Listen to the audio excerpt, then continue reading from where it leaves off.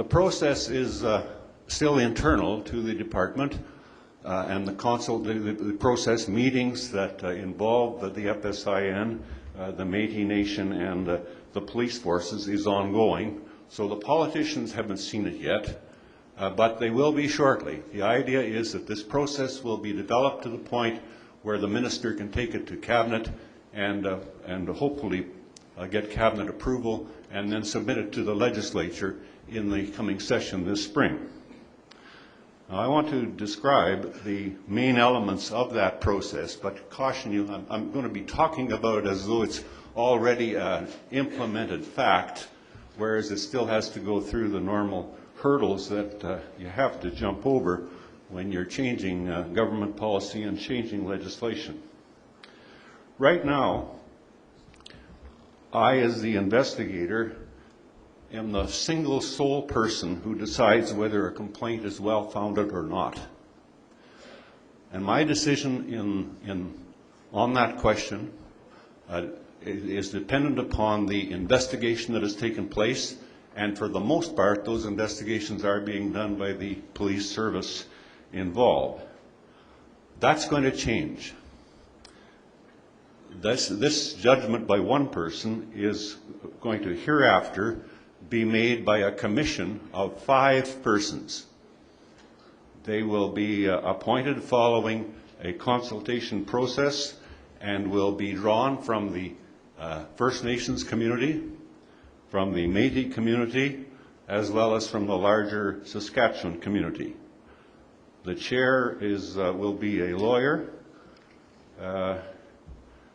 and I'm not going to tell you that I'm a lawyer, and I don't have any reason to believe that I will be the chair of this new commission, but it is an honor for me to be involved in the development of the process that will hopefully lead to these legislative changes.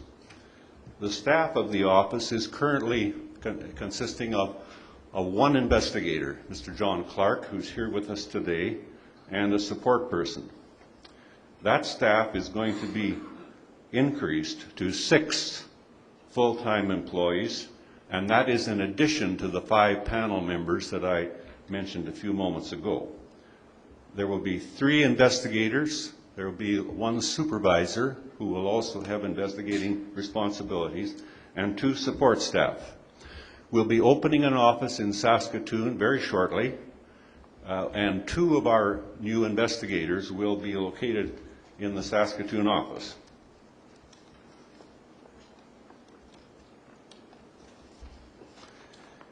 Now, up until now, the oversight that we conduct is concerned with police conduct of a non-criminal nature. If the allegation is that a crime has been committed, the investigation takes a different track. As far as I'm aware, exactly the same as any kind of an allegation of crime is concerned. This mandate is to be enlarged so that allegations of criminal conduct by members of police forces will be handled by the Commission. Complaints may be made at the police station, which is the case now. Just pause there for a moment and imagine how much courage it takes for a person to walk into a police station and lay a complaint against a police officer. It happens, but I don't know where people find the courage to actually do that. We're enlarging that to make it clear to the public that they don't have to do that. They can come to the Commission's office or write to the Commission or phone the Commission. They can go to the FSIN Special Investigation Unit, which they're doing now, or they can contact the Department of Justice directly. Any one of those methods will get the complaint into the system. In addition, the Commission will be able to initiate a complaint itself. And by this method, we will, I think, make the whole system a lot more accessible to people and relieve them of that awful responsibility of walking into a police station and dealing with a person behind a desk and complaining about the conduct of a police officer. Now, when a complaint is received under the new process, the first decision that will be made by the Commission is who will handle it. Who will handle it? I have in mind there the complaint or the skepticism of the public about police investigating themselves. There will be 4 options under the new process. The first is that the Commission's investigators themselves will handle the complaint. Secondly, the second option is that an outside police service may be brought in to handle the complaint. And Rick mentioned the situation in Manitoba where the Regina police were asked to investigate a situation on a Manitoba First Nation. That's very much the idea behind the second option of an outside police service. The third option is the current system where the police department will investigate itself. And those will be, I believe, relatively routine matters that don't have much bite or controversy, where they're not likely to be criticized because that option has been selected.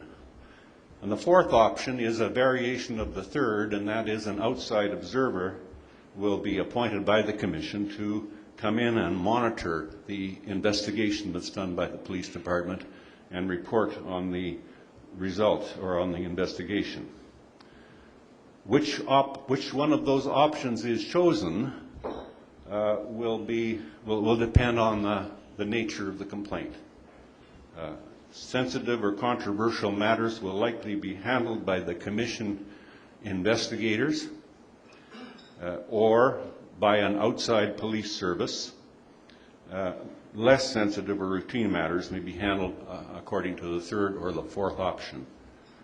But we hope by that mechanism to escape completely the criticism of police departments investigating themselves and the skepticism that is so widespread in the community over that way of handling complaints about police misconduct. The Commission's role is still civilian oversight. It's an independent commission. It has no formal connection to the police. It does not report on its work to anybody. We were having a conversation before this panel started, and I referred to Doug Moen as my boss, but that's not true. He made the mistake of appointing me, but nobody bosses me in this position, and nor will they. The Commission's reports are still to the structure of the municipal police service, and that's appropriate because most of these complaints have to do with conduct, and most of them are of a disciplinary nature, and it is very important that the Chief of Police be responsible for the discipline of the police service that they have responsibility for. The public will be fully informed about this new process. The department is planning a big-time communication program to be sure that the information is out there. Justice Wright has recommended that the documents be freely available everywhere with a tear-out form that is a complaint form and just needs to be filled in and signed. We will try in every means that we can think of to inform the public about the new system and about how it works and about how a complaint is generated. The RCMP has been referred to in presentations this morning. They have their own process, and that's appropriate. They're a federal force, and they're not about to be involved in a provincial review system. We have had many conversations with them. They have a representative that attends the meetings that Doug Moen chairs developing this new process. They are excited about our approach.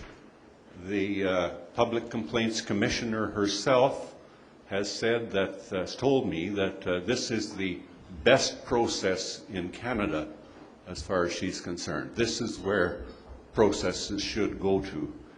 And we are working with her and others in an effort to make the two systems mesh so that they can support each other in the sense that that if people go to the wrong place, their complaint will be taken and redirected and so on.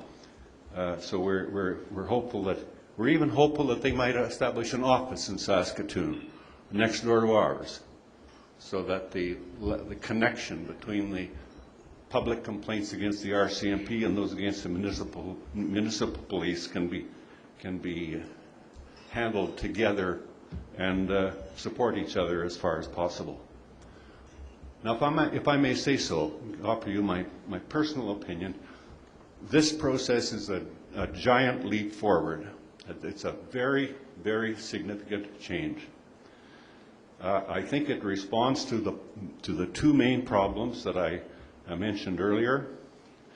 First of all, I think that First Nation members and Métis people should find the Commission much more approachable and much more credible because of the significant involvement of Indian and Métis people in the Commission and in the staff, the investigative staff of the Commission.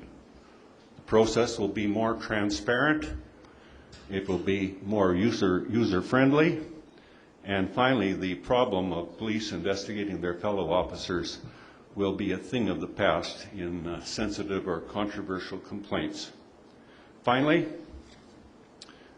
we all understand that, and we've been reminded a couple of times this morning, that you can't achieve perfection. You're kidding yourself if you think you can come up with a perfect model, and we're not kidding ourselves on that count in this process. It's a very significant change.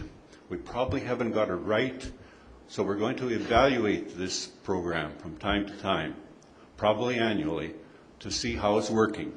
And if it's not working properly, then we undertake to you that we'll try and fix it.